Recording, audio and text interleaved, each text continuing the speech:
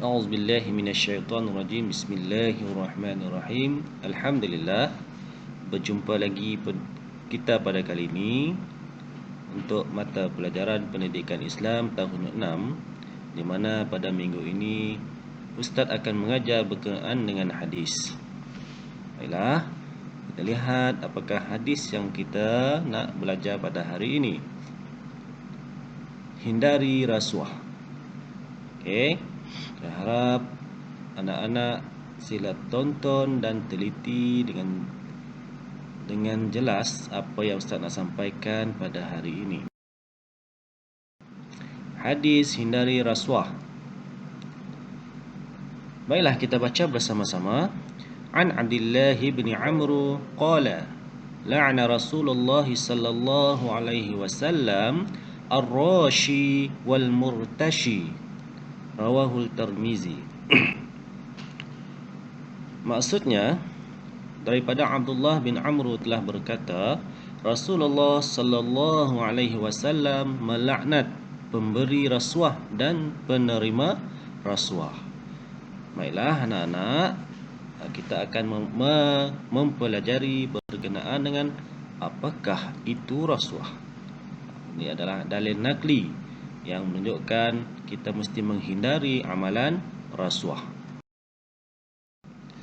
Antara inti hadis yang telah kita baca tadi ialah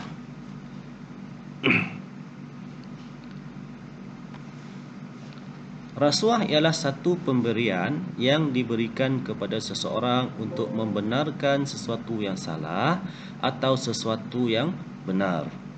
Boleh faham? Saya ulang lagi sekali, rasuah ialah satu pemberian yang diberikan kepada seseorang untuk membenarkan sesuatu yang salah atau sesuatu yang benar. Contoh, seorang pekerja telah menghulurkan sejumlah wang kepada majikannya supaya beliau dinaikkan pangkat dengan segera. Itu contoh.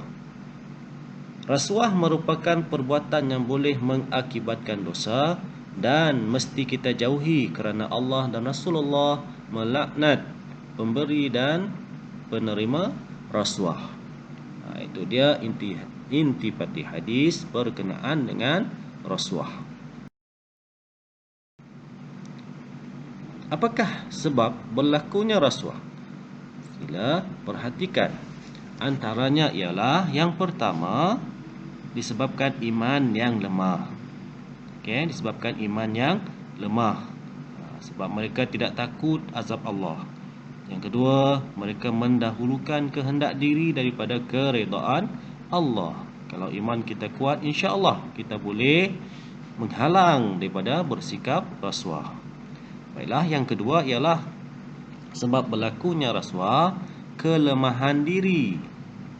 Okey, gagal mengawal kehendak diri, tiada ilmu dan kesedaran tentang dosa dan bahaya rasuah. Manakala sebab yang ketiga ialah bersifat tamak untuk mendapatkan sesuatu. Okey, ingin meraih sesuatu jawatan dengan mudah, mahu segera hidup mewah. Inilah antara sebab-sebab berlakunya rasuah. Saya harap anak murid faham apakah sebab berlakunya rasuah. Baiklah, kita pergi kepada penerangan yang seterusnya. Tadi kita dah belajar berkenaan dengan sebab. Sekarang kita pergi kepada kesan rasuah. Apakah kesan rasuah? Baiklah, yang pertama, kesan rasuah kepada diri, menjatuhkan maruah diri kita. Yang kedua, menimbulkan permusuhan. Yang ketiga, sifat amanah dan tanggungjawab terabai. Yang keempat, kestabilan sesuatu organisasi akan tergugat. Yang kelima, mendapat kemurkaan dan laknat Allah. Yang keenam, hidup tidak diberkati Allah. Ini dia 6 kesan kalau kita mengamalkan rasuah. Baiklah, kita teruskan lagi penerangan berkenaan. Di samping itu, apakah kebaikan menghindari rasuah? Kebaikan menghindari rasuah saya pecahkan kepada 4. Antaranya ialah masyarakat hidup bersatu padu. Okey, yang saya ulang, masyarakat hidup bersatu padu. Yang kedua, sesuatu organisasi akan stabil kalau kita menghindari rasuah ini. Yang ketiga, ekonomi, politik dan sosial sesebuah negara dapat dikukuhkan. Dan yang keempat, jauh daripada kemurkaan Allah Subhanahu wa taala. Anak-anak boleh baca, ada 4 kebaikan kalau kita menghindari rasuah. Baiklah, sekarang kita pergi kepada pengajaran daripada hadis. Ada 3 pengajaran yang dapat saya simpulkan daripada hadis yang telah kita baca pada awal tadi.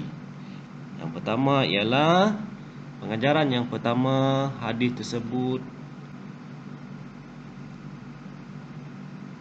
menekankan supaya kita menjauhi rasuah. Okey.